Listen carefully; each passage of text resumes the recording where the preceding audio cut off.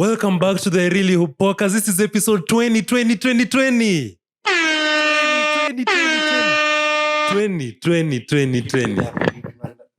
Wagwan. What's bro?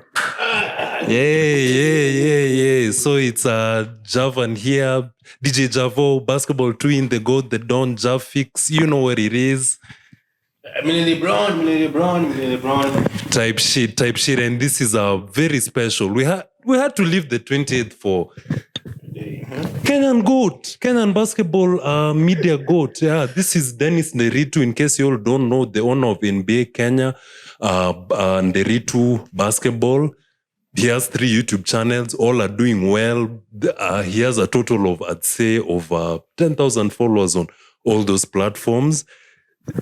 Basically, I took inspiration from him back in the day, and he has been a co-host here. We had one online episode. He's basically the best Kenyan basketball analyst. Controversial too. Yeah, and this is gonna be a fun one. So thank you for coming, G. Thanks, man. It's an honor to be here. The last time I turned up for the show was virtually. That was like a few years ago. Yeah, 23, I think. And I think it was a no-brainer to turn up. I think this is going to be a very good conversation, yeah. For sure. So guys, remember to like, share, subscribe, follow us on Spotify, Apple Podcasts, give us a 5-star rating. The only way is up, road to 200 subs already on around 147, 145. It's up to the channel. Yeah, for sure. So, yo, Dennis Nderitu, the man, the myth, the legend, GOAT. Hey, my G, Ebu. Tell us how you started this whole basketball thing. First of all, tell us why you love basketball and when you started playing and or watching, and how you decided to give opinions on the game. Man, I love this game. This has been one of those sports that I enjoy watching. I've played a bit, and I'm just going to go ahead and break it down slowly. So, when I was growing up, I was just a normal, ordinary kid. I didn't have like a favorite sport, but the person that really inspired me to love basketball was my big bro. Like when I was 6, that time it was in the 2000s. So he used to open NBA games in the house we were living at. And I used to watch a lot of Kobe and Shaq. By that time, I didn't understand anything. I was so small. Yeah. And I was in that environment a bit. Then I discovered NBA Live 2000. So those are those NBA games that really had no graphics like that. Yeah. And I was watching other people play. That time I didn't know even how to play, because most of the games that I used to play, like on the console, they are mostly car games, Need for Speed. By that time I took an interest to it, and there's this time my big bro with him. Then in a house that we had rented somewhere in Kenya with my parents. Yeah. So there's this guy who was very passionate about basketball. And we didn't even have a rims, but he had a ball. So he used to play. And so for you to score a goal, you had to like take the ball and touch the wall. So I learned a bit there. That time I was like 8, 10 there.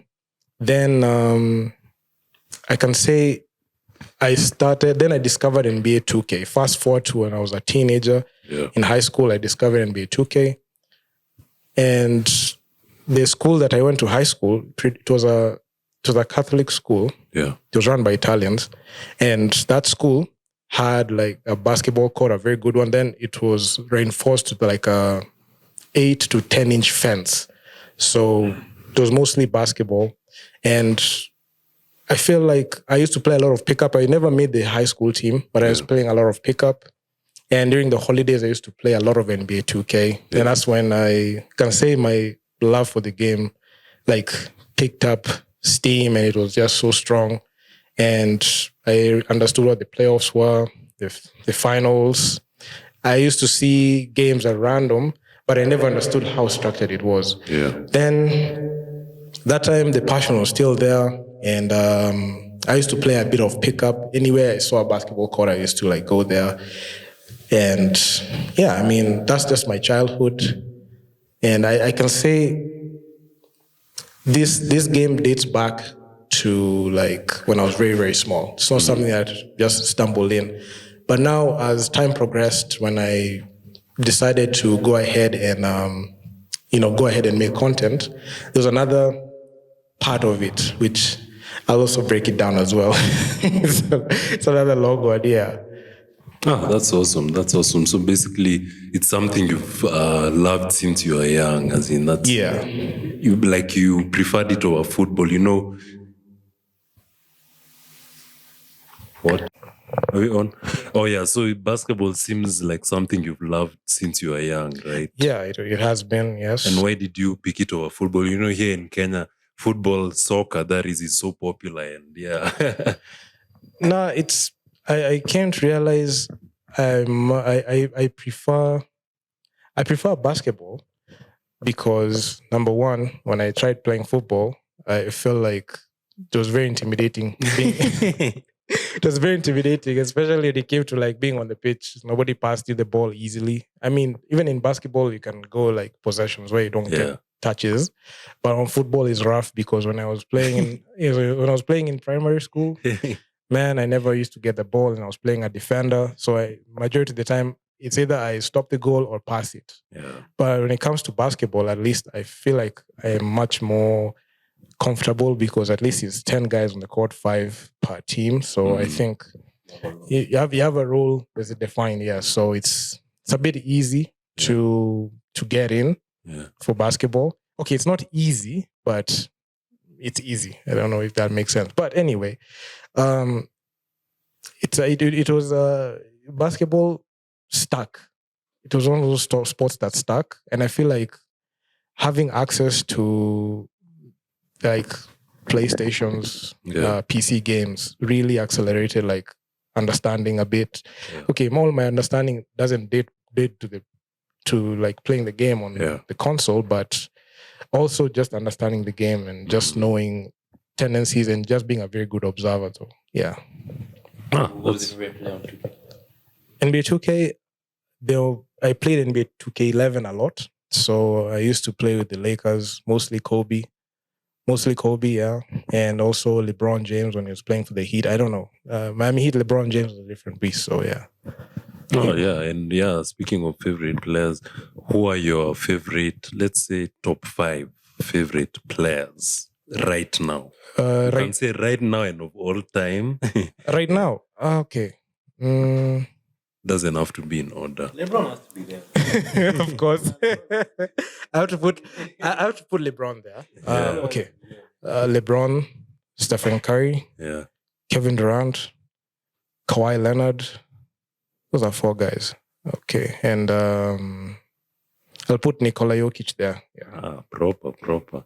And team, which team do you support? My team is the Lakers. Yeah. I love the Lakers. I actually was shocked with the Luka Doncic trade. That one took me off guard. Oh, shit. That one took me off guard. I was not ready for it, and I feel like me not being ready for it. Yeah. I felt some type of way about it. But anyway. Yeah, it's good, yeah. You're one of the guys who thought Shams was hacked. Yes, I thought he was hacked because when I saw the trade happen, I saw it on X because I had like my notifications on X, right? So when I looked at it, I was like, nah, this ain't true. This is not true. Okay, I trust Shams. Yeah. But I didn't think it was true. Then he pulled up a follow-up tweet to say, no, this is true. He's gone. So I was like, okay. Then I went to check like a lot of like, I went to check Bleacher Report. I checked like, ESPN everywhere, and it's true. So I was like, okay. Yeah. That stuff just shook the whole basketball world. Like, Luka Doncic was done so bad by Nico Harrison. Like, he was basically Mavs. He was basically the Mavs. He took them to the conference finals, and that's what they gave him. Like, what justification did they have for that? They didn't like him. Like, I don't know, his health, being fat. Like what was all that? I feel like the reason as to he got traded And even I talked about it on my show. I said there was that contract extension that he was supposed to be given. Yeah. It was like 345 million. Yeah. And the management, the ownership did not want to commit that. Yeah. Based on like how he played in the finals. So I feel like that was one of the key points. And also the whole, he doesn't play defense. Yeah. He looks like he's out of shape. Those are just those minor things that can be adjusted and somebody can be fit, but they use that as ammo to say that we don't want this guy on the team. And funny enough, I mean, a year later, I mean, they are worse than the way they were. And looking at the guy that brought you to took you to the finals, and you trade him. It doesn't make for sense. AD and For AD, an injury-prone guy. He's injury-prone. Like seriously, can AD can he last a full season? Man, he can't. And right now, crazy enough, he's been traded. He's been traded. I saw the trade. The trade happened on 4th. I saw it. Yeah. Trade to the Wizards. Yeah. So that's that. Anyway. Wait a bit. So on. So now how did you decide to make when did you start making basketball content, discussing b-ball on YouTube, and what made you start that? Yeah, your inspirations and everything. So this is a story that I've always wanted to tell. And I feel like this is the best platform for me to go ahead and say it. So bless G. So what happened was when I started like creating content on my various digital platforms, I used to talk about the NBA, like the National Basketball Association, LeBron, Steph, everything, especially at the realm at 2016 to 2020. And the pandemic made me like create more content. I was the guy who was making updates there, but it wasn't like getting as much traction as I wanted. So I used to make sure to use it to follow. First of all, I used to use my personal account, but I changed to like another account that it's currently branded NBA Kenya. So in the pandemic, I was chilling in the house. Then I saw Kenya versus Senegal on. I saw like highlights of that game. Then not only like halftime highlights. I was chilling, just scrolling the TV. That time I was in the house, so I was just checking that. And I was like, "Oh, Kenya's playing." Then I saw Kenya playing poorly. I was like, "What the heck? What is going on?" Because that's the game that they had the infamous 2-point fourth quarter where they got outscored. Shit. They got outscored by Senegal. That was in late 2020. Which tournament was this? It was the AfroBasket qualifiers. Oh, okay. They came from the AfroBasket pre-qualifiers before the pandemic. Then after the pandemic, window one opened for the AfroBasket 2021 qualifiers. So when I watched like a snippet, the worst thing happened, I watched the second half. So I was like, it was so depressing. I saw a lot of points conceded. I even opened like the FIBA star sheet for the first time. I opened it, I was like, what is going on? I saw the graph for Kenya, it was stagnant. But for Senegal, it's going up because... Then I said, let me take it upon myself and just tweet the team. So when I was tweeting, I went to like in the Kenya Morans page, I tweeted. Immediately, this guy's blocked me. What? He blocked me because I was talking about like had you started making content? I didn't make content yet. Made content. You used to say stuff on social media. It was mostly graphics. Graphics. It was mostly graphics. Or you would make graphics like, let's say LeBron has scored 20 points. I used to do on that your feed or your story. On my feed, stories, everything. That time it was just NBA mostly. This was like in 2016 to 2020. Back then. And even NBA Kenya. Back then. Yes, even it started. Even NBA Kenya, it started up as NBA Hoops KE. Okay, I tried. It was NBA Hoops KE, then NBA Hoops KE. Then I tried Hoops KE. Like it's something NB Hoops KE. I had tried to rebrand, but nothing was sticking for me, and I didn't feel it. Then I settled on NBA Kenya. Just on a random day, I thought about let me see. I've tried changing this name for like 5 times. Let me see if I can land a name that I can use. So when I resorted to that, I thought about it. I was like, okay, let me go with this one. And initially, the logo was the Kenyan flag, then the NBA, the National Basketball Association logo. It's not the current logo that is there. So back to like the Kenya Morans. So when I was talking about like the game, okay, I had a bit of banter, a bit like, oh, what's going on, man? This is not good. Yeah. These guys blocked me. I can even say they inadvertently forced me onto YouTube because I never thought that I will be making videos. And they hadn't known you yet. No, they hadn't known me yet. Yeah. Even the account, it was rarely. Right now, I doubt it's active on X. You wouldn't think that it was me on the account. Okay. But I was running the account then because I had not revealed my face yet. Yeah. Oh, you're running which account? The NBA Kenya one. Oh. So it was the NBA Hoops. Then I rebranded it a bit. Yeah. So like the thing that made me come onto YouTube, I took keen interest in the Kenya Morans performance. Then I saw Window 2 was opening up in February. So when they opened up in February, I was like, okay, let me just analyze the games. Let me give my takes on it. So I went back, rewatched the games. Yeah.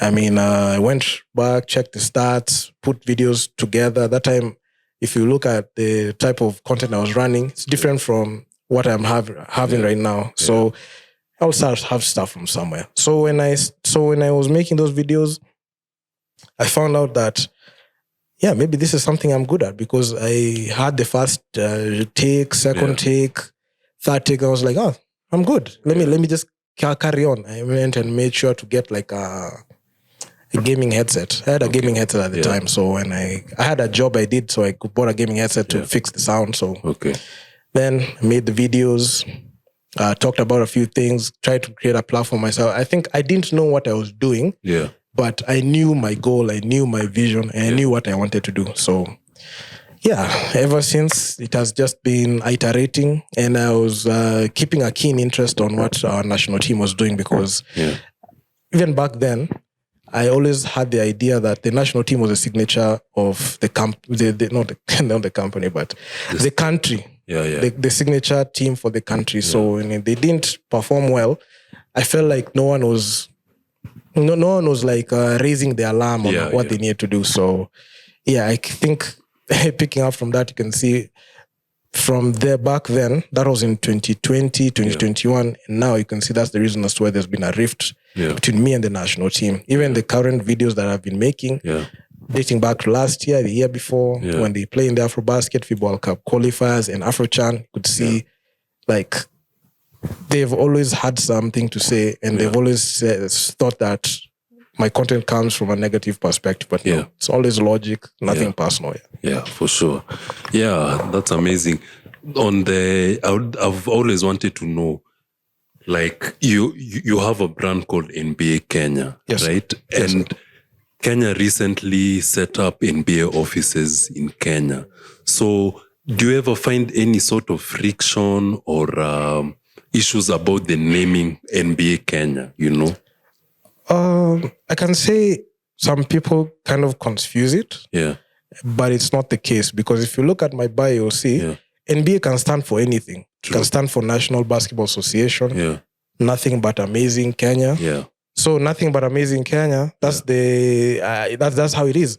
Okay. Because if you look at the NBA that's logo, what it stands for. Yeah, that's what it stands for. Okay. Even it's on the bio, on Instagram, even on YouTube, everywhere. Yeah. I've made sure to make it specific. Okay. I've added a disclaimer that I am not affiliated to the NBA. The NBA because if I was affiliated to the NBA, I would be using the NBA logo. Like the one that has Jerry West on it. That's the one I will be using. Yeah. But this is the one that I'm using and it's different branding, So like what username does like the NBA Kenya affiliated to the NBA? I don't know. Maybe you can ask them. We're waiting to see them create a platform. They create one. They create Yours one. Is already taken. They create one and they verify it so that they can use the NBA Kenya official and verify it. Yeah. Any communication coming from NBA offices in Kenya, they can use that one. I think that's what they should do. Okay. That's interesting. Yes, actually, I knew your page back in, it was NBA Kenya, maybe 2018, 19, maybe that time. I began following it, So during COVID is now when I got to know it more and all that. So even do you remember there was once a FIBA event Kenya was playing? I even entered your live. Like live on YouTube. I've been going on live. I've been going on live. That's another aspect that I'm also working on as well. So yeah.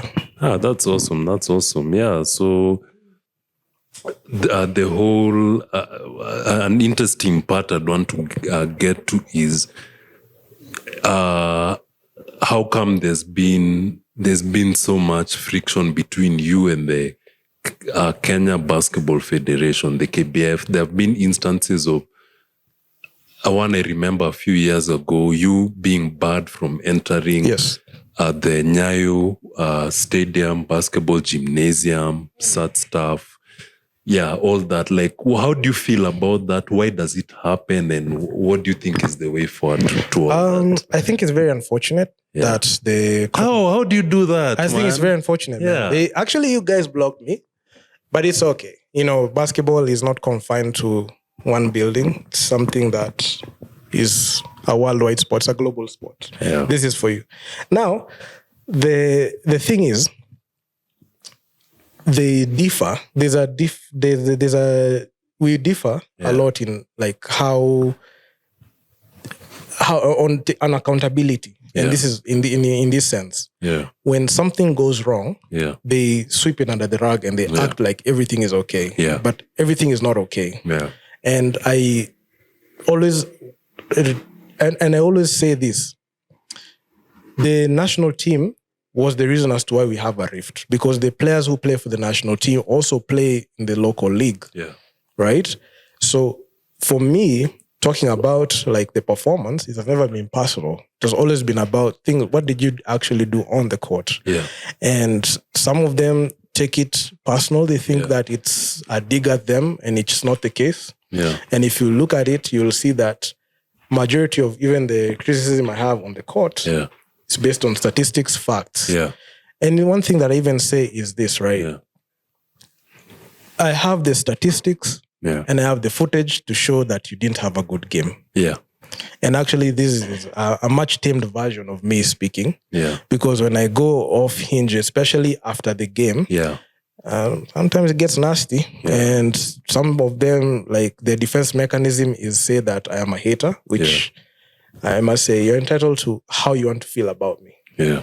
So the rift came when I pointed out a few things, especially in the national team and how KBF is run. Yeah. And the way it's run, I don't think they are doing a service. They're doing good service to our league and the players itself. Because if you look at it currently, they have issues with the Sport Dispute Tribunal. Yeah. They have a case that's ongoing. Yeah. They are illegally in office. Yeah. I always mention it and I say that these people are holding the sports back and the rogue TMs are also in on it. Yeah. And nobody, the team managers, nobody is holding these people accountable. Nobody.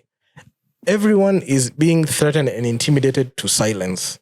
Even the guys who are, covering the sport, albeit, they're just filming games and just posting on their platforms. Yeah. If you take a close look at them, you will see that they can't criticize the federation. Yeah. They can't say anything bad because if they say anything bad, they'll get a treatment. They go treated. Yeah, and that's the truth. Yeah, that's the same thing that's gonna happen. So, yeah, I mean, it's sad situation. Nobody's saying anything, and when I come out with my platform and say something, and I lean on facts and I lean on how it should be done and what changes need to happen. Yeah. That's when they have an issue with me, and that's why that's why the situation is like the way it is right now. Yeah, it's crazy. You mentioned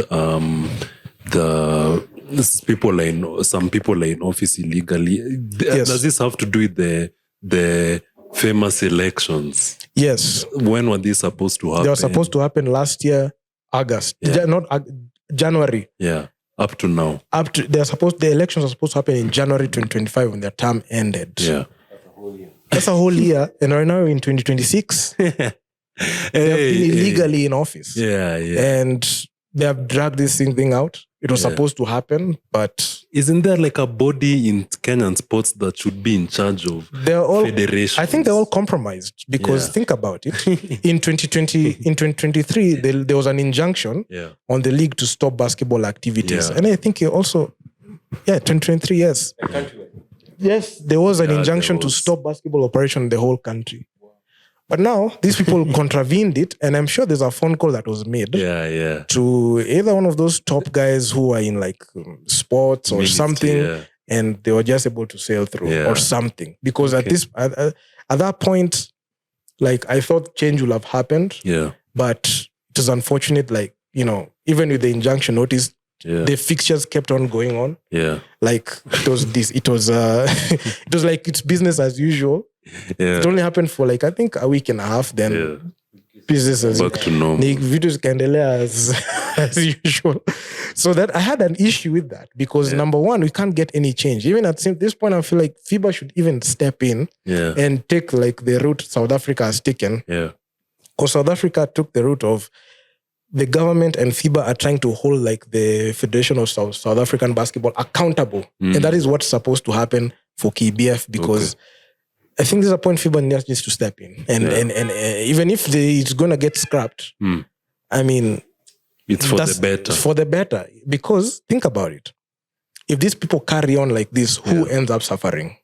It's the athlete. Yeah. It's not even them because the team managers will do whatever it is they're doing. Yeah. The federation will collect gate fees. Yeah.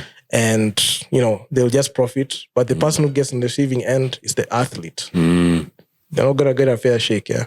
Oh, crazy. There was this incident where you were barred you were refused from entering a certain game. Was it a KBF game? It was a Could you playoff game. explain what happened? It was a playoff game. It was, I remember that day very well. It's even on your YouTube. I covered it, but I'm going to go ahead and talk about it. Yeah. So what happened? I was shocked. What? So what happened was, I wanted to go watch, was it UNTerra versus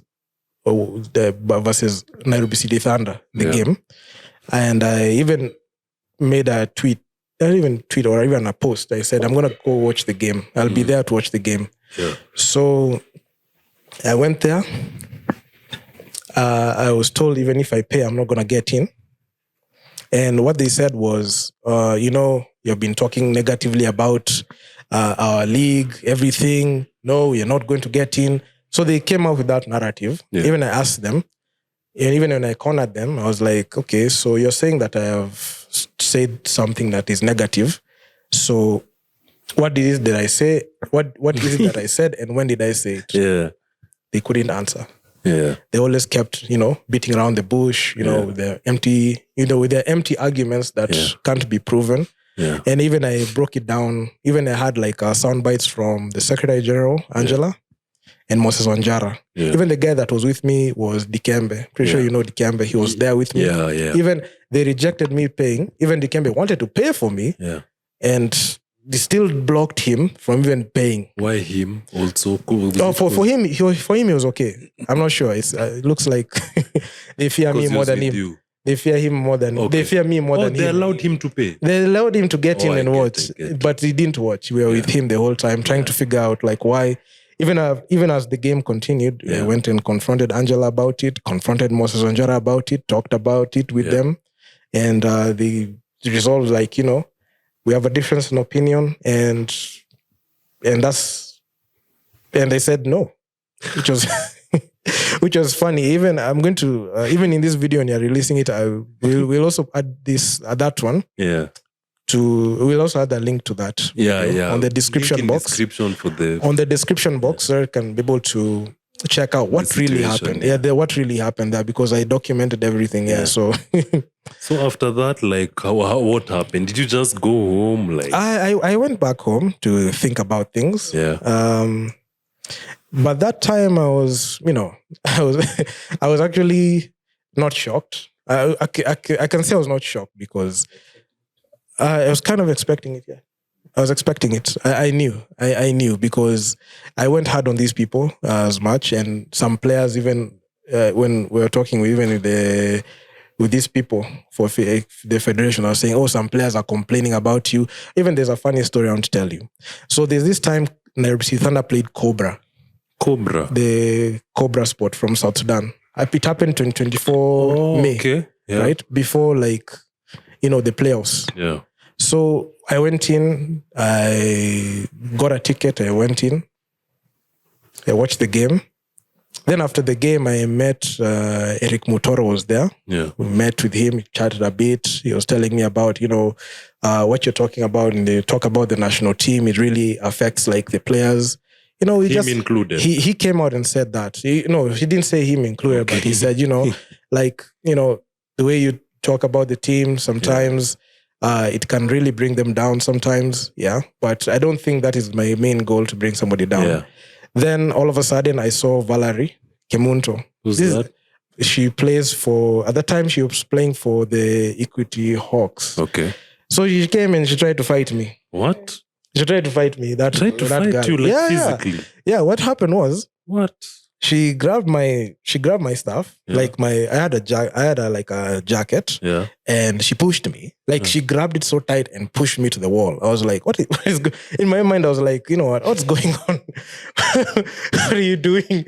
I was like, she pushed me and she wanted to fight. So disappointing. And she wanted to fight. I was like, when unasema hivi, I was like, bruh. For me, I was like, hey man, let me just say this on the record. I didn't want to get an assault charge. Yeah. So I just walked away. I was like, you when left. I told her to let go first. Yeah, yeah. When she let go, I walked out and I left completely. That was after the game. Oh, damn. That was after the game. So then I was like, then I was actually shocked and confused. Like, why won't you fight me? Why? So it was a question that kept ringing. That's shocking. And even I addressed it on a video at that time. I made a video.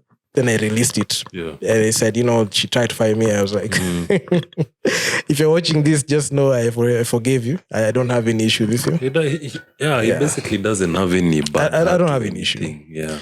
My heart is very clean. Yeah. How many minutes is it on the camera? 20 minutes. Oh, fuck, the bat is on red. We feel like we need 30 more minutes. Anyway, so we're talking about the beef, right? There's a beef, yeah. Yeah.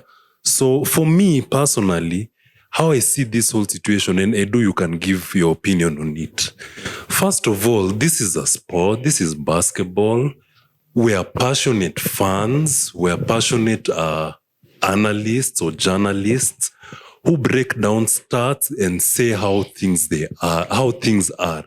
Bruh, like as players, expect criticism. How the fuck do you expect guys in the Lakers or Real Madrid, Manchester City? People are hostile. Guys are hostile. If you lose, you're made to be accountable. This has happened. Why didn't you do this? Why were you playing? That's the sport. It's a sport.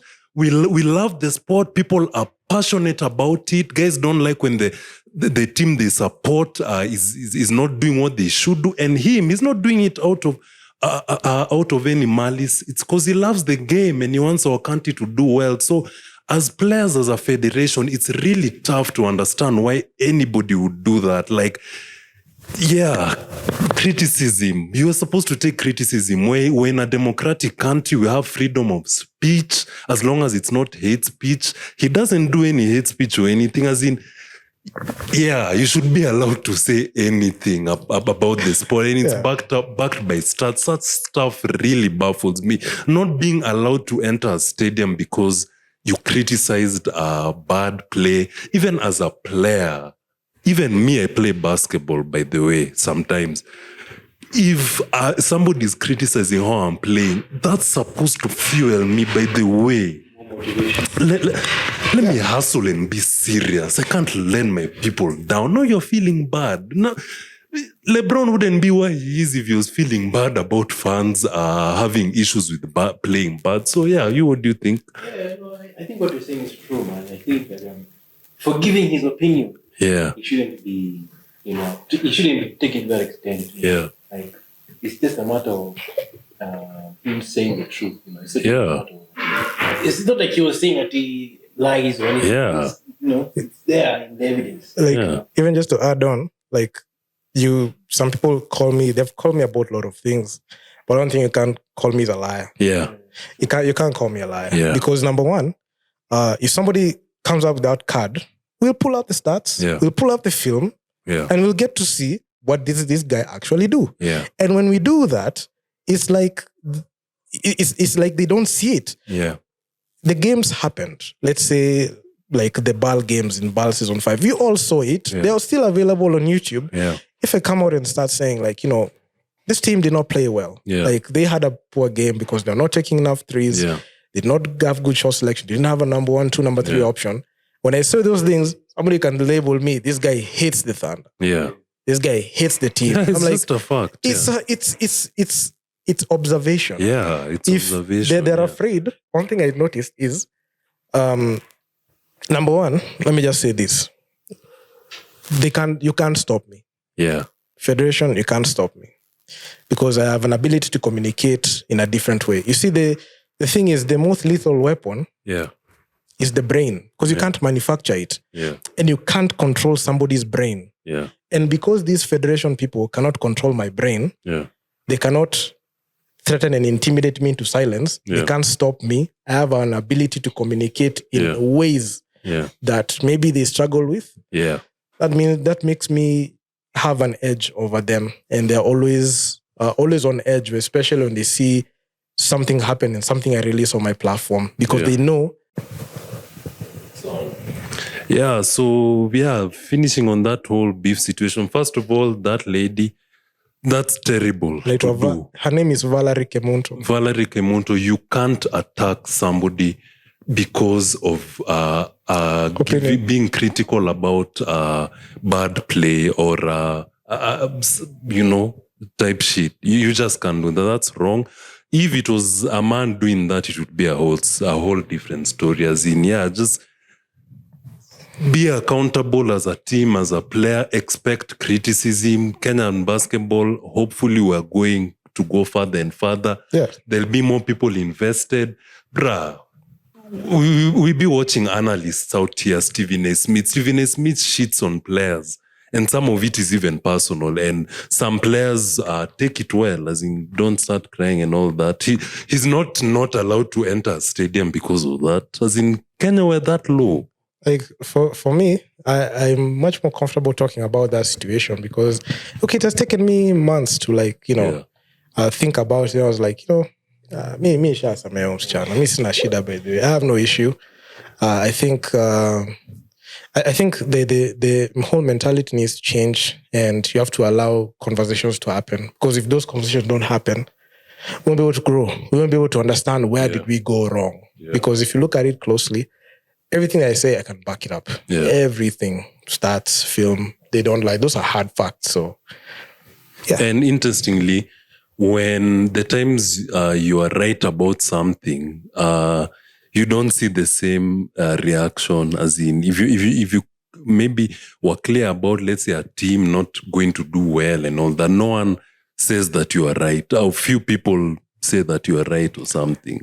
I feel like one thing I can tell you, Javan, is, I don't know, I think we're very negative, especially when it comes down to sports. Yeah. And the negative news sells. Yeah. Personally, for me, I think I would thrive very well if we were winning. Yeah. Because that would have meant that I would have had like a lot of extra motivation to talk about the successes. Yeah. But one thing I've seen is, if you put something positive, people don't react to it. Yeah, but there's no much reaction. If it's a scandal or if it's something that is of matter of public interest and it's something that's hurting the sport like negatively, you will see people gravitate towards it. Like this guy, there's this, you like, for an instance, you can see like, I can make a post on, when the team wins, nobody like reacts to it as much. Okay, albeit right now things are different because there's much more fun engagement. Yeah. But back then you could see a post that is negative. Hey, it's getting a lot of reactions, a lot of impressions. I'm like, hey. Then the whole narrative comes in. You only make, traction when the team loses. Yeah. Then they associate me with like, you like the team when they lose, and when they win, it doesn't happen. So I'm like, come on. Same energy. And the people who actually do that, if you look at them closely, the guys who say that narrative that I get a lot of views on, I like negative stuff when they lose.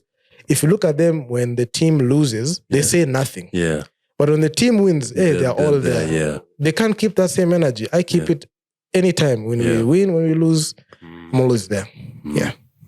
Right. So the other thing I'd like to ask you about is you used to work in Woopy Sport. Yes, sir. Who are now rebranded to Okapi Sport. So you had left. So how was that experience and why did you leave? I can say Woopy Sport was a very good experience. I have nothing bad to say about those guys. Yeah. I mean, it didn't end very well. It started off very well. I mean, I met those guys way back in Strathmore in the NBA, the Nairobi Basketball Association. Those guys had the grit to go ahead and cover games. I joined in the fray. I offered my assistance where I could.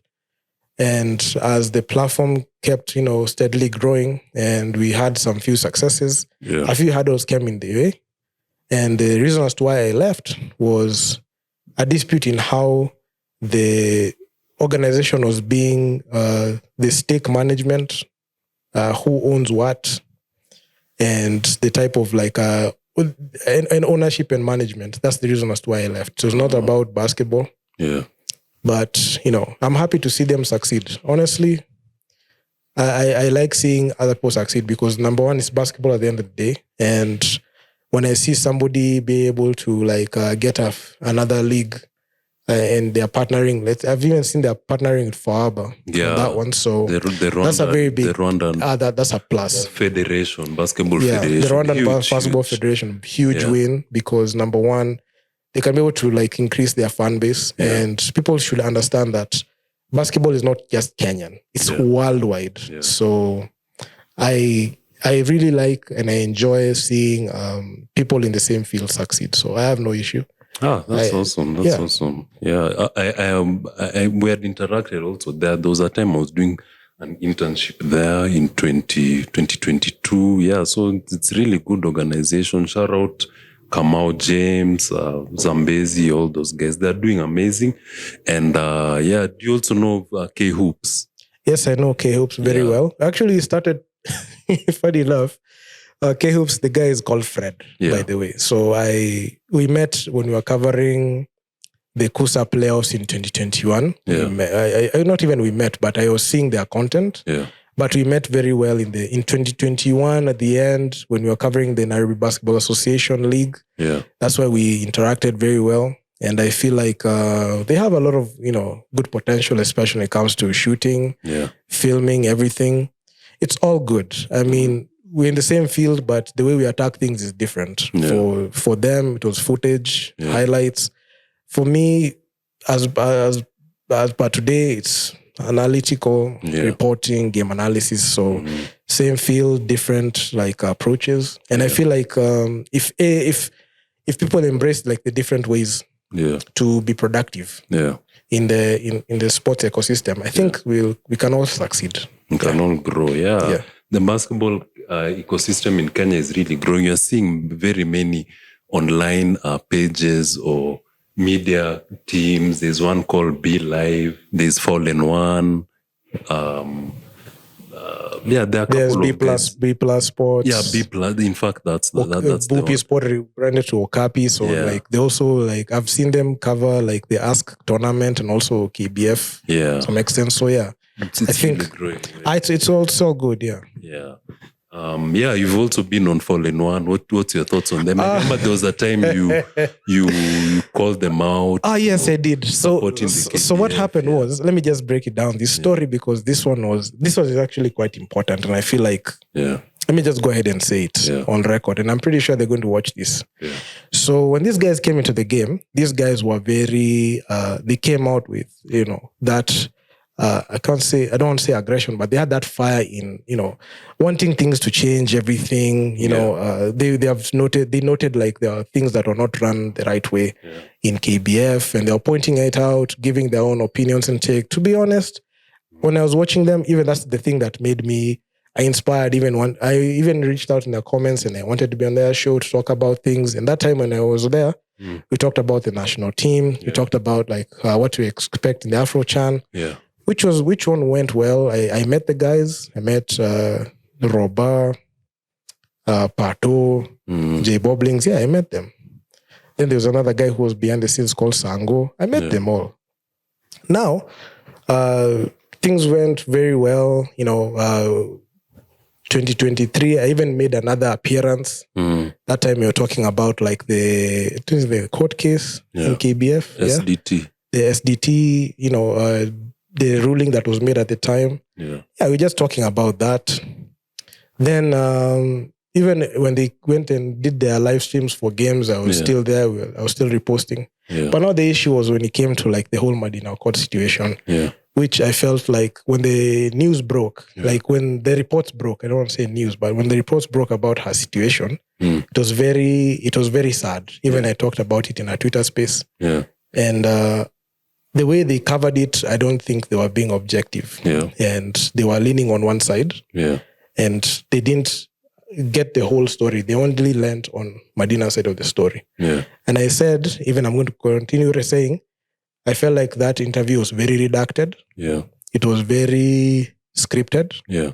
And I don't think like it was as genuine as I might have thought. Yeah. It would be.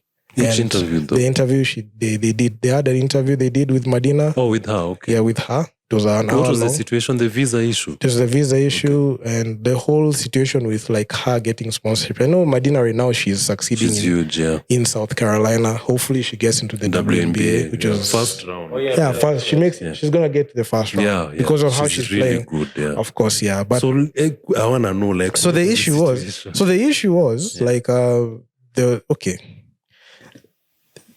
she went and applied for a visa and she got rejected like 4 times. Yeah. And there were people in her camp, like there was a bit of mismanagement there. Yeah. And I highlighted it, even with my good friend in Apache, Basketball 254. Shout out to him, by the way. He does a very good job. Yeah. We need the space. Yeah. So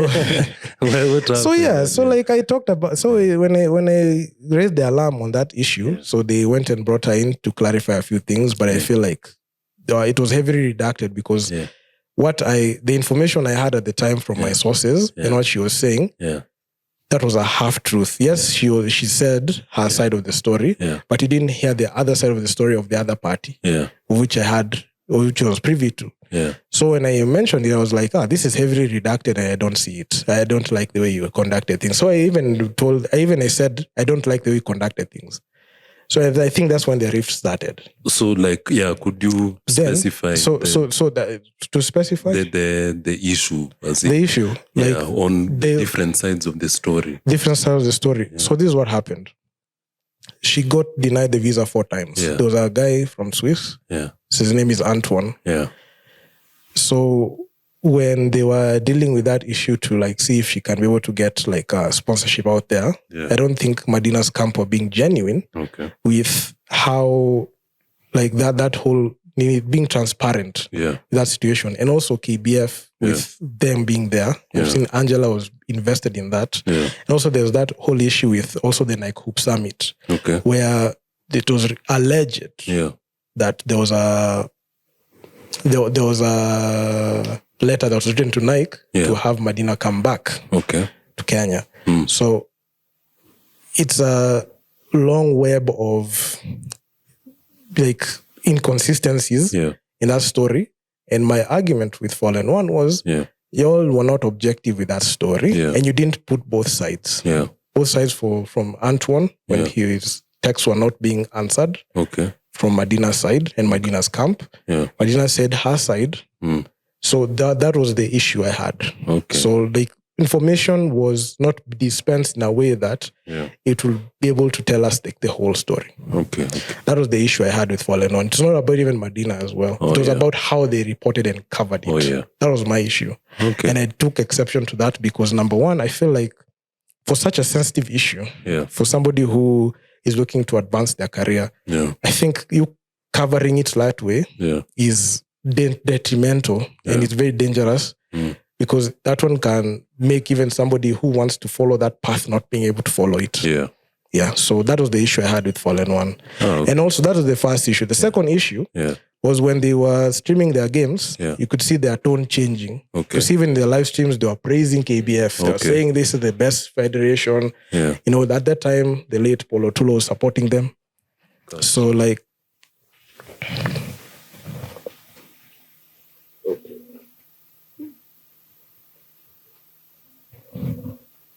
All right.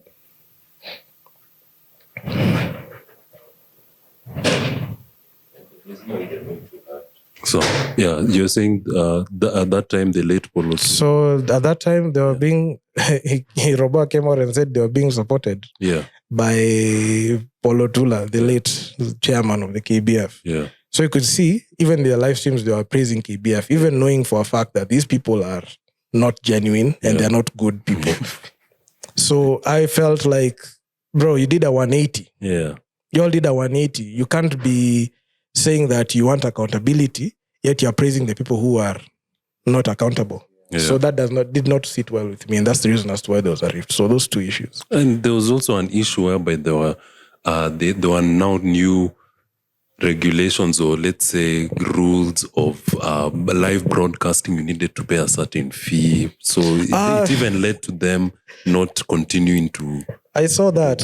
Yeah. What was that? To be honest, I was laughing. Yeah. Because these guys, I laugh at these people because the same people they are defending turned on them. Yeah. So that you can't side with people who can stab you like that in the back. True. And that is the thing that made me not follow these guys the way I had followed them at first, because I thought they were genuine at first. I felt like these people could be able to even help shape the narrative and have a different voice, but it became abundantly clear that these people they were not what they advertised themselves to be at the beginning. So so even up to now, that whole thing of you need a certain fee to record live games, it's still there.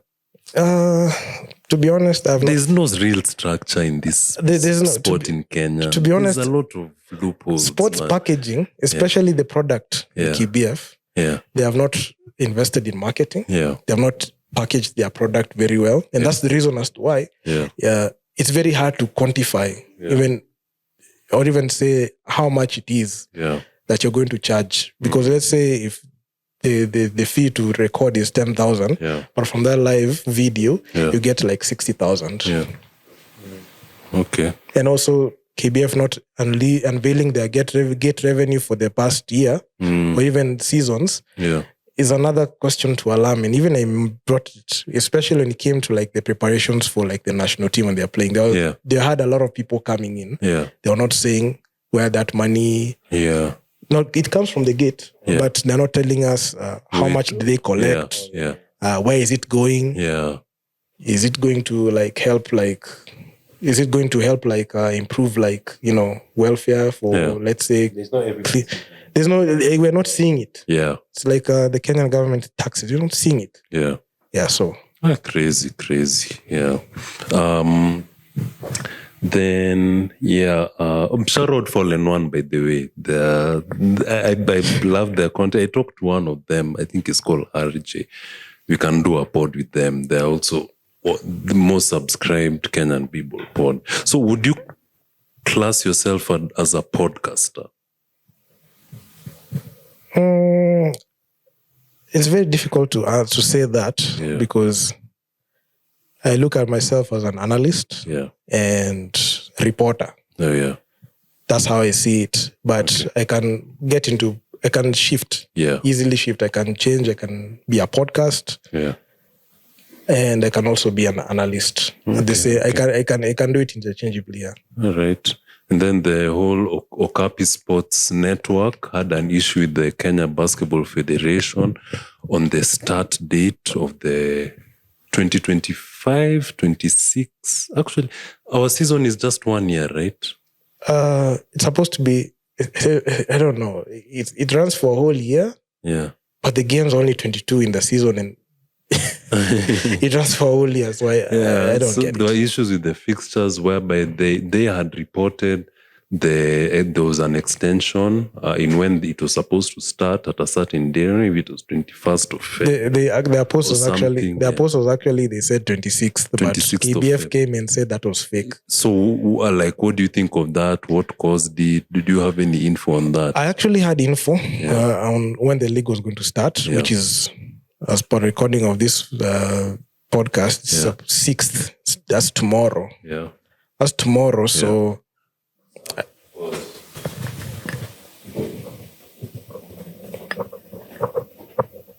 Okay.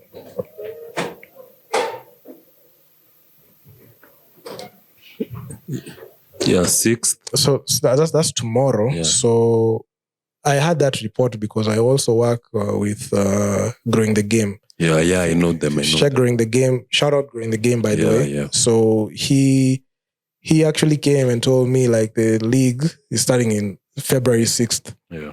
So as I was busy just doing my own thing, then I saw like KBF put out a post saying Okapi Sports, they have put like 26th. I was like, I don't understand. I've already prepared my mind. It's 6th. Yeah. Why are you putting February 26th? Yeah. So I don't know what was going on there. Yeah. And okay, it's good KBF flagged it. Yeah. But to be honest, I wish they could flag some of my posts and see if they can say it's false, so that they can pull out the receipts. Yeah. So they can come after me as well. You see who's dancing? Crazy. They can come after me. You see what's going on. Yeah, for sure. Because if they can there's no cap about if they can come off of Okapi Sport for, let's say, a basic typo like that and say it's fake and do that, come for me. I'll say that your whole thing is fake. You know, you're illegally, your whole tenure, this 1 year tenure is fake. Yeah. Everything's fake about you. You're not what you say that you're not as advertised in how you try to keep telling people. And that's the reason as to why FIBA are good and SSB Fed are good. So for sure. And then but they took that L and bounced back. They're now with the Rwanda B-Ball Federation broadcast. I mean, they're good. Like, it was a typo. Maybe it was a typo. Maybe it's something that they did. I feel like, these things are made by human beings. Is it supposed to start actually tomorrow? 6th, yeah. Okay, yeah. We'll be there. It's pull up. I'll come with you. If they tell you anything. You want to test these people? You have to test these people. These people are petty as they're petty. Sure, they're petty as fuck. So, are you saying I have any risk of being banned?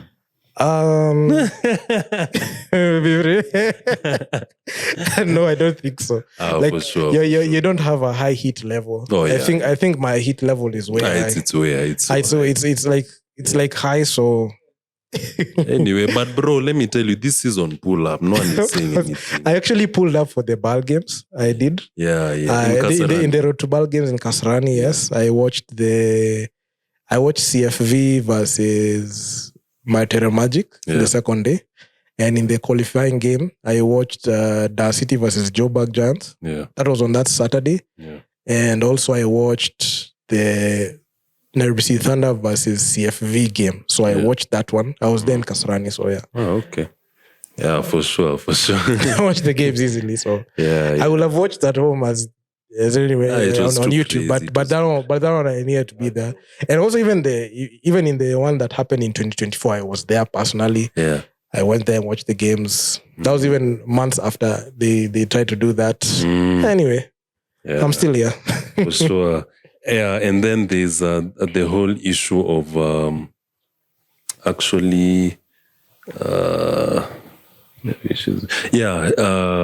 what's your actually? Let's start with Kenya hosted the Road to the Basketball Africa League season 6 this past December, I think November, December, as well as the Women's Basketball League Africa, the female version of the BAL, the qualifiers here. So what do you think of that whole situation? Is it a good thing for Kenyan basketball and all that? Yeah. It's a plus. Yeah. It's a plus for Kenyan basketball because for years we saw the worst thing to ever happen to Kenyan basketball was in 2020, before the pandemic. Yeah.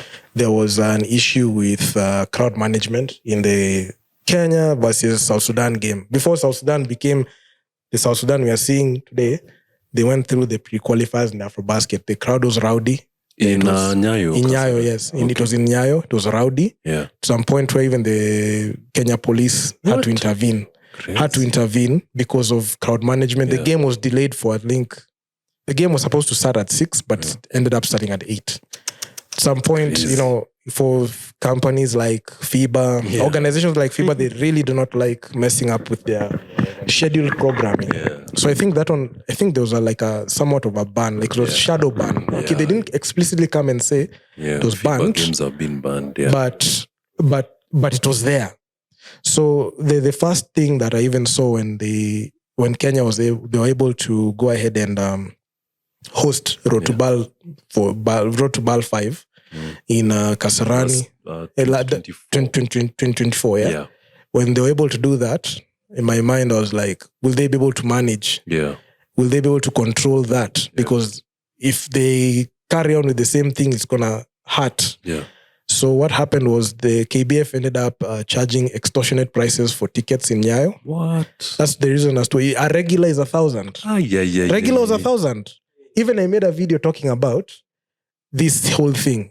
In Nyayo, it was 2 days. Thursday, Friday, Saturday was a rest day. Sunday, Monday, Tuesday, those were games. The games went to Kasarani. But the games in Nyayo, those 2 games in Nyayo, those 2 days, it was 1,000 regular. In Nyayo. Yes, I did. And you know that the crazy thing is, our place started raining. Oh, shit. And it was dripping. Yeah, to the time it was dripping. They had to stop the game to mop. So I was like, Jesus Christ.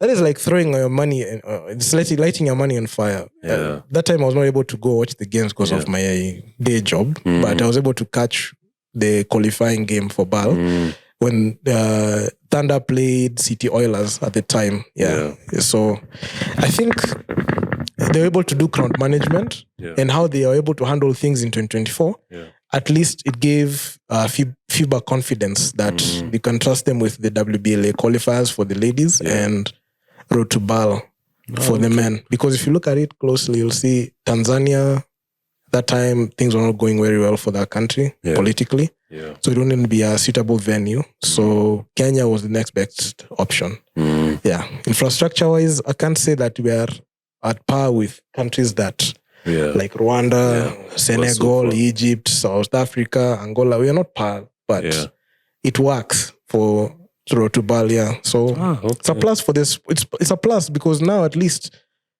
every year we are guaranteed at least Road to BAL can be here. Yeah. Yes. Thanks to Thunder too. Thanks to Thunder, by the way, because they dug it from the start. Because if you look at it, Thunder, they were able to like do some. The Thunder were able to like do some very good things here locally, and but it disappoints me in how like their outings, especially when it comes to the continent. I never expect like a team to get, Well, last year's BAL really hurt. That one hurt, especially. What? Do you have beef with the team? Does any of them have any beef with you? No, I have no beef with the team. I have no beef with the team. Okay. To be honest, for me, it's always about just analyzing the games, telling it as it is. For sure.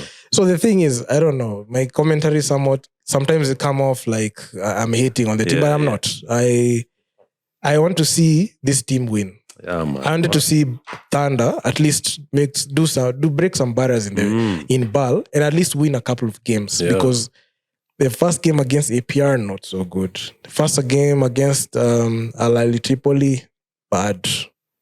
The game against MBB poor. So when they went down 0-4, I was like, where can they go now? Because they're down in the point differentials. Yeah.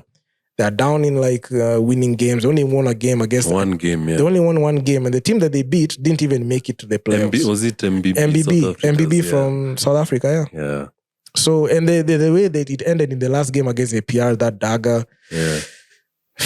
That was tough to watch. It was tough to watch. It was so heart wrenching for me. I really want Kenya to succeed in basketball because that one changes the narrative and it helps shape that Kenya can be good. Can actually play, Because who can be encouraged when their team loses? Yeah.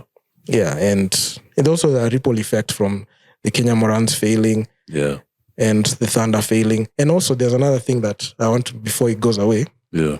And I think this is something that people must understand. I've made a couple of posts talking about it, but I just want to go ahead and say it. You see, the Kenya Morans in 2025, they missed a flight to play their first game against Tunisia. Yeah. They went to play against Angola and Guinea, right? Were those the AfroBasket qualifiers? The AfroBasket qualifiers, 2025, window 3. Yeah. So what happened was, the thing that will never get reported is the fact that the Kenya Basketball Federation sacrificed the national team to keep Thunder, KPA in these continental tournaments. Okay. So they were like, if Kenya missed to go, we will get banned. And we will not be able to see Thunder basketball because BAL is a joint initiative, FIBA and the NBA. Yeah. And WBLA is a product of FIBA. So if they didn't play, will be banned. If the Morans didn't play. The Morans did not play. But, okay. What do you mean by they had to sacrifice? They sacrificed the team in that they went there, they looked like they were prepared weeks before, but at the material day, they were not able to show up. And when they say sacrifice, that means they just went there to honor the fixture. Oh, okay. That's what I mean. That's what I mean. It's like you showing up to somewhere just as a technical appearance. You know, regardless of the outcome, you just show up. So that's what I meant when I say sacrifice. And nobody will talk about it the way I am. And that's how it is. Oh, that's wild. Yeah. That's wild. You can ask any question. I still have ask. Yes. I was going to ask about so I was going to ask about what do you think about have you heard about Nyayo Stadium building the canopy for the football? No, not really football. The plan was to build a canopy that will enable like the basketball players and even I think the swimming, tracking going on in Nyayo Stadium to cover them in terms of the weather. Have you heard that? I've heard about the canopy now for the football. Oh, for football. It's only football. Because basketball is the indoor it's like the indoor gym, and that's the one that they have been using ever since Moy was in power. Ever since Moy was in power, that's the one they are using, and nothing has changed, by the way. So, so I don't think it can't change unless they build like the big arena, which like the way they are building the Talanta, the Talanta Stadium, Raila Odinga Stadium. Okay, the Rao Stadium. Now, if they build like the like a big arena like Rwanda here in Kenya, the same format, maybe basketball can change because now people will come in. Tournaments will be coming. So they can do that. They actually. Because of the new format, the new BAL format. Do you know how much money the BL is asking teams? I saw. It is $50 million. $50 million. Do you know how much per season is? No, to get in. Oh, to get in. WNBA teams, for a franchise wanting to join the WNBA from the America, they have to pay the WNBA $250 million to get in. Now for the franchising, what happens is the team has to raise $50 million. Now how much that is? That is 6.45 B Kenya shillings. Wait. Can the Thunder make that type of money? That's the money that you see in scandals. So, bro, like honestly, like what do they want? What does the BL want? They want to have like 12 permanent franchises here in Africa. 12 permanent. That means they don't change. Like the way they have a team in Los Angeles in the Lakers, they want to have like a team here in Africa permanently that is going to play in BAL. So they want to buy in. And if you look at the landscape in African basketball, man, raising that type of money is not easy. Even BAL itself, they don't generate they don't generate revenue like that, even with African teams being there. And you can see there's a huge cultural disparity when it comes to African basketball, because if you look at the American basketball, people are taught at a young age to support their teams, everything. But there's not that type of culture here. They're trying to build that culture, but if you bring that price tag, it's difficult. Can't tell me a team or even a country. Okay, a country can generate that amount if there's a collaboration with the government, but also understand it's you scratch my back, I scratch your back. So they want that money back. So how do you work around it? Because that money is there, but we know it is from the taxpayer, not the actual team. So stuff. So do you see it actually? Do you see the new franchise format happening next season? Because that's what was sort of projected to happen next season. I don't think it can happen next season, because number one, there are a few things that are bottlenecks. Number one, financials for teams. Yeah. And number two, you could see the way even the format has changed for BAL this season. Yeah. They had 3 conferences, but now they only have 2. Yeah. So it's like they're trying to tell these teams, hey, look, we want this to happen. If you don't, we're starting to pull back our our resources in making this thing grow. So they're trying to they're trying to sabotage the conferencing in Africa to force teams to create franchises. Yeah. And that's what they're trying to do. So when do you see it happening? Not anytime soon. I don't think it can happen next year after that. No. But you never know. There's always something. Would Thunder be one of the teams?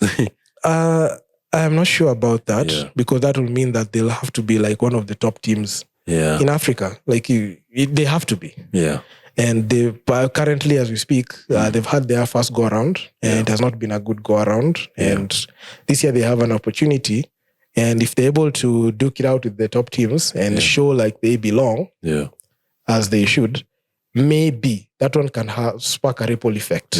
Yeah. But if they don't, I mean, it's going to be tough because now where are they going to get the money? How can they build an arena? And a quality grade arena where, like, let's say, I foresee a situation where, have you seen like the NBA? They have their Berlin games, their Paris games. Yeah. Have you seen that? There's a high likelihood the NBA also want like BAL to have 12 permanent franchises so that NBA teams in the league can say, hey, look, this game you're going to have it, let's say in Nairobi, and you have an arena here. Yeah. There's a high likelihood you'll see NBA Africa games. Then you have like, let's say the Raptors versus the Magic here. A regular season game. So that is the type of thing that I foresee. And that's the reason as to why they are forcing teams to have like, they're forcing this franchising thing to work. So it's good for Africa, but also bad for like, Africa as well. Because it's a double-edged sword because that will mean like,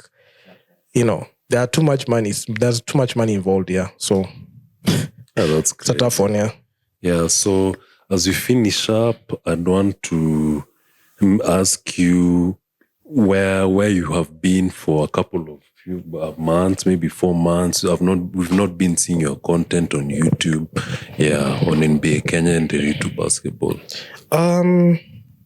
So it was rough. It was a rough couple of months at the end of last year.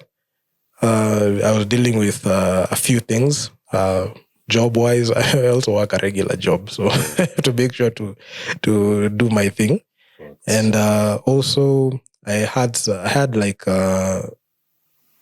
upgrading my studio a bit. I was making sure to set up like things very well, and make sure to have things in line. And then I can say life happened because the job, trying to balance everything, it was a bit challenging. But I think this year you're going to see a lot of me. And a lot of videos are going to come onto my platforms more than it has been for the past years. I know I've pushed out a lot of content, but this year is going to be different because a lot is going to be, released. And just dealing with a few personal things. But I'm back. I'm here. For sure. Make sure you tune in, check the description. He's doing a really good job. Yeah, and I had to mention this because we didn't mention it in our previous episode. When IShowSpeed came and he played basketball, they made a very big mistake. That guy, what's the name of that guy? Is it Vindy? No, not Vindy. Richie, the other guy. Another guy. No, the other guy who was sort of like his tour guy, the TikToker, Burukanga, that guy. Yeah, that guy. Yeah. So he was telling me, this is the Kenya national basketball team. Bro, I felt some type of way about that. They were the Umoja team. Once he took that first shot and he missed, I said no. Yeah, man. It was a fraud. That was crazy. For me, like you can't represent the Kenyan team with those guys from Umoja. You need. Seriously, they are not good. It's like and the hoop was even bad. There's no good planning. Yeah. And they blew, and I can say this was not good planning, and we blew an opportunity that would have at least, shown a different light because IShowSpeed is a system in on his own. Yeah. So like you making a blunder like that and having like, let's say how many people, like 1.3 or even 2.5 million people seeing it, watching it. Actually, it's like on 10. Man, it's the worst thing ever. And I feel like people should be prepared for these things because you have to like have like at least have like a couple of people who can be on standby. When you landed, you're like, if you're in the itinerary, if you're basketball, try to make sure they have the people. team. You have the team there. Or say the right team. This is the Umoja team. And not the national team. That's not the national team. I mean, to be fair, like even the national team is all shit. Not that level. Okay, no. I'm saying they're shit, but that one. That was something. That was something else. Actually, it was worse than what we've been seeing in FIBA. It's the worst. And even that Gen Z Goliath doesn't know basketball. And dude, another thing. He usually says he's 8.5 feet. First of all, you don't call feet in points. Second of all, he's not 8'5". He's not, because the tallest man I read, he's I think 8'7" or so. He's not. He is 7'2" at most. Wembanyama is taller than him. Wemby is 7'4". Wemby is 7'4". Yeah. Wait. Wemby is 7'4". Yeah. And he's tall. Yeah. Gen Z Goliath is not even. He's not as tall as him. No. So me personally, I will go and measure him for the internet to see his actual height. But I know he may not want me to do that because you think it's clout. Yeah. He's not 8'5". That is madness. There's no way. 8.2. He's not 8'2". Yeah, he's not. Even if it's 8, he's not 8. He's not. That's madness. I saw him. He's not taller than Wemby. He's not. Wemby is 7'4". Actually 7'5". Wemby is 7'4". And that's what I'm saying. He's still growing. Yeah, and he's still Wemby 7'4" with an 8-foot wingspan with his hands up. So I don't think it's weird. That's madness. So yeah, that's basically been it, unless there's anything else. So yeah, that's been amazing. Real. This is gonna be one of our best episodes out here. Dennis Nderitu, basketball analyst, very reporter, doing amazing stuff. He has 3 channels with many subscribers, 5K plus, and views, and many views. He's like on 2 million total views. So yeah, this has been an honor. I know you are a co-host for one episode. I would have loved you to continue, but yeah, we can still be working together. It's been amazing. I hope you've enjoyed it. I've enjoyed this show. I think this will be the first and not the last. For sure. Yeah. Are we doing something good out here? Of course. Yeah. Like this good stuff. I think I've been watching you for a few. When I was down, I was not making content. I was like observing what's happening. Yeah. So you had a couple of shows here which were good. Yeah. Hopefully I can be able to like keep up on football because I'm trying to see if I can understand like the Premier League football a bit. And I think starting point I can start here. For sure. Yeah. Aye, that's been amazing. Episode 20. Remember to like, share, subscribe, follow us on YouTube, Spotify, Apple Podcasts, and anywhere else to get your pods from. It's been amazing. See you guys in the next one. Yeah. Peace out.